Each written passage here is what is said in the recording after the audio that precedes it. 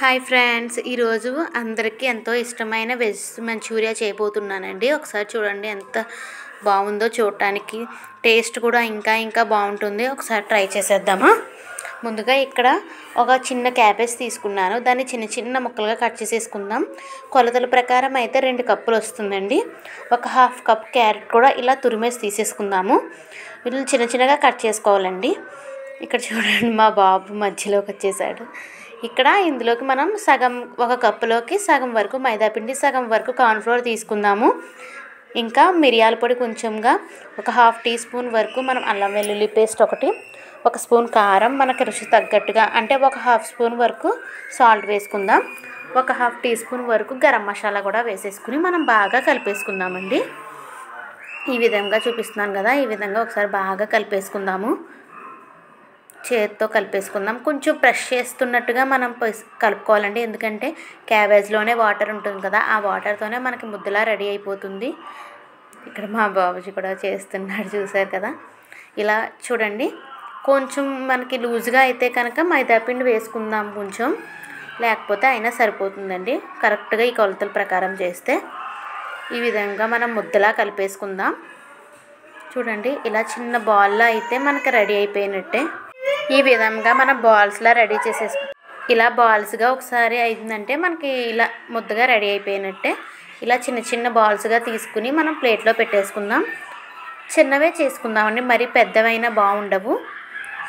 ఇలా ఒక్కొక్కసారి ఇలా కలిపేసుకుని, ఒకవేళ మీకు గట్టిగా అయిందంటే కనుక ఒక 2 స్పూన్స్ వాటర్ వేసుకోండి. లూజ్గా అయితే మాత్రం మైదాపిండి వేసుకుని కలిపేసుకోండి.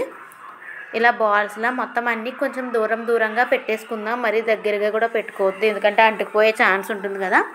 ఈ విధంగా అన్నీ కూడా ఇలా 2 ప్లేస్లో పెట్టేసుకుందాం.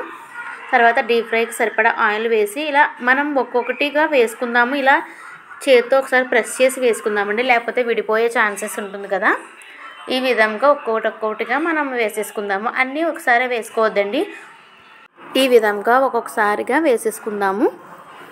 అన్నీ కూడా ఇలా వేసేసుకుని కొంచెం వేగే వరకు లో ఫ్లేమ్లోనే పెట్టుకుందామండి. ఈ విధంగా అన్నీ వేసుకుంటున్నాం కదా, అదిగోండి ఇలా ప్రెస్ చేస్తూ వేసుకోవాలి. ఇలా బాగా వేసేసుకుని ఒక 2 మినిట్స్ వరకు కలపొద్దండి, తర్వాత స్లోగా టర్న్ చేసుకుందాం. అదిగోండి ఈ విధంగా ఒకసారిగా బాగా వేగిపోయినాయి కదండి. చూడండి, అసలు విడిపోలేదు కదా, చాలా పర్ఫెక్ట్గా వచ్చాయి. ఇలా ఈ కొలతలతో చేసుకుంటే చాలా పర్ఫెక్ట్గా వస్తుందండి. ఇలా ఒకసారి మీడియం ఫ్లేమ్లో టర్న్ చేసేసుకుని కలర్ చేంజ్ అయ్యే వరకు మనం వేపేసుకుందాము. డీప్ ఫ్రైలో చేసేసుకుందాము. ఇలా ఫ్రై అయిపోయినాయి కదండి బాగా. ఇలా మనం పక్కకు పెట్టేసుకుందాము. తీసేసుకుని పక్కకు పెట్టేసుకోవచ్చు. ఆయిల్ కూడా పీల్చవండి అసలు, చాలా పర్ఫెక్ట్గా వస్తుంది. అది మళ్ళీ సెకండ్ టర్న్ కూడా వేసేసుకుందాము. అలా ఒకసారి బాగా కలిపేసుకుని కొన్ని వేసేసుకుందాము. బయట మనము ఫాస్ట్ ఫుడ్ సెంటర్లో తినే కన్నా మనం ఇంట్లోనే కాస్త ఓపిక్గా మనం రెడీ చేసుకుంటే చాలా బాగా అవుతుందండి. హెల్త్కి కూడా మనకి బయటవి అంత మంచివి కాదు కదా, మనం ఇంట్లోనే మనం హెల్తీగా కూడా చేసుకోవచ్చు. ఇలా ఈ విధంగా బాగా ఫ్రై అయిపోయినాయి కదండి, ఇవి కూడా పక్కకు పెట్టేసుకుందాం మనం ప్లేట్లోకి.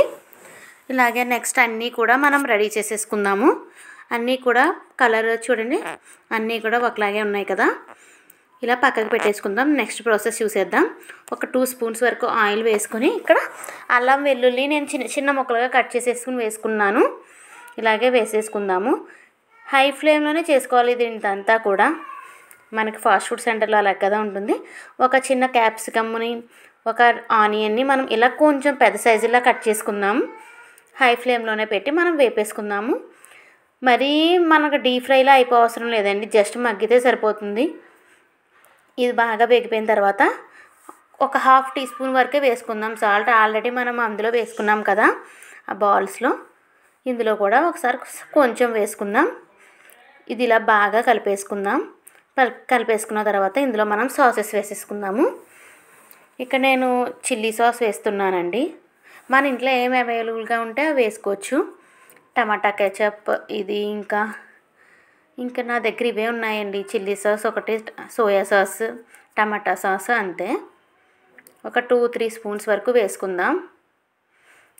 ఇంకా చిల్లీ ఫ్లేక్స్ కూడా వేసుకోవాలనుకుంటే వేసుకోవచ్చు, నా దగ్గర అవైలబుల్గా లేదు. సో వీటితోనే వేస్తున్నాను, ఇంట్లో ఏముంటే అవి. ఇలా ఒకసారి బాగా కలిపేసుకుందాం.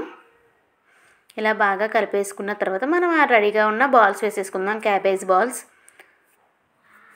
దానికన్నా ముందే మనం ఇక్కడ పక్కన పెట్టుకున్నాం కదండి, ఇక్కడ ఇదే వాటర్ 2 స్పూన్స్ కార్న్ఫ్లోర్, ఒక 3-4 స్పూన్స్ వరకు వాటర్ వేసి అది మనకి ఉండలు లేకుండా కలిపేసుకుని అది వేసుకుందాం. ఆ వాటర్ వేయడం వల్ల చూడండి చిక్కబడిపోయింది కదా.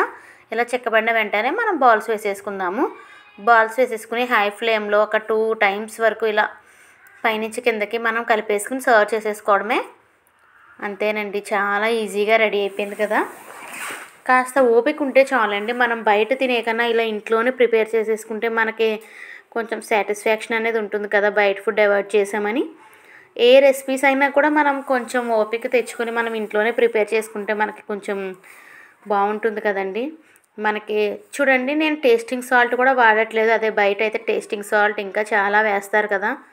అంతేనండి, చూడండి చాలా బాగుంటాయి. పైన క్రిస్పీగా లోపల సాఫ్ట్గా. మనం ఇక్కడ చూడండి రెడీ అయిపోయింది కదా. వీటిని మనం సర్వ్ చేసేసుకోవడమే టమాటా సాస్తో. Thank you, bye.